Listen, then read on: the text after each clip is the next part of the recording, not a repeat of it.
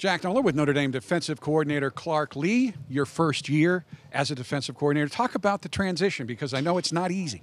There's layers added, but it's what you sign up for. And I think when you get into coaching, you have this expectation that, you'll be the best position coach you can be, and then eventually you'll get a chance to be a coordinator. And, being immersed in this, I feel like I've been doing it for 10 years because I think every day goes on forever. But I'm having a blast, and it's been fun to get to know the entire unit. And I've enjoyed them getting to know me, and I think, by the time we line up to play, we're going to be a cohesive group.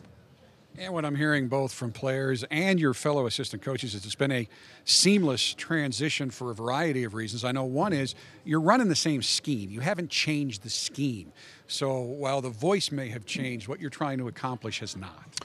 No, and I think part of the transition that was necessary was that we wanted to be able to compound on the learning, and so year two needed to be better than year one just based off the experience factor. And I think there's a comfort level in that for the players. And I work with great assistants, and it's the coordinator, it's not the dictator. I mean, we table ideas. I love to hear opinions, and it's made for a really neat relationship with those guys. And so it's been seamless from a standpoint of, we know what to expect every day. We know how to work with each other. I would say there's obviously always ups and downs inherent, but, when you have good people around you, you can always steady the ship and keep it rolling. So. And I'm also told both by players and fellow staff members that you've been a good fit. Why do you think you're a good fit for the coordinator's role? I don't know. I think I don't have the luxury to do a lot of big picture thinking right now. I mean, one thing, you haven't changed. You did not change.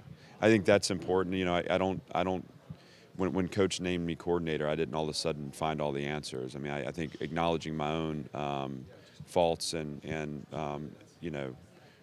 places for improvement is important, because that's what you're going to ask from the players. And I honestly just try to serve them every day. I mean, that's whatever my role is. If it's being a linebacker coach, it's being a coordinator, whatever it may be for the moment. I just try to do my best in that job and give them an experience they're proud of, and give them one, too, that's going to be formative for them, and that they'll recall in 10, 15 years and remember, the conversations we had. I think that's important.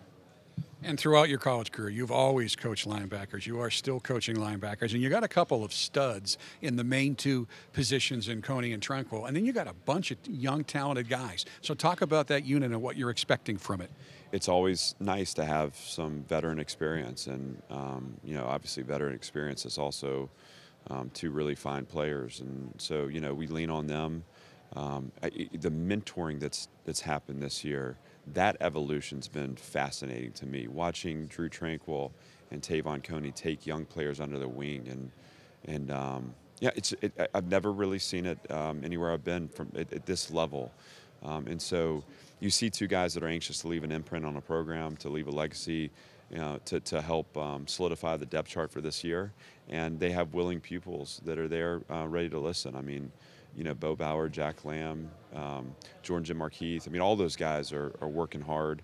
Obviously, Jonathan Jones is a veteran player that's still learning and growing too. And so it's a really neat nucleus of players that we brought. The Shane Simons, into that fold, and they've been anxious to learn and grow. And I've got older players that are anxious to lead. So it's been good. And now let's look at the big picture. A defensive line, a secondary that appears to be in tremendous physical shape, have a great deal of athleticism, but most importantly, they all have so much more experience than they did last year. For sure, and the buy-in's high. The coaching is at a high level. I mean, I think Coach Elston and Coach Light and Coach Joseph have done a great job on both sides.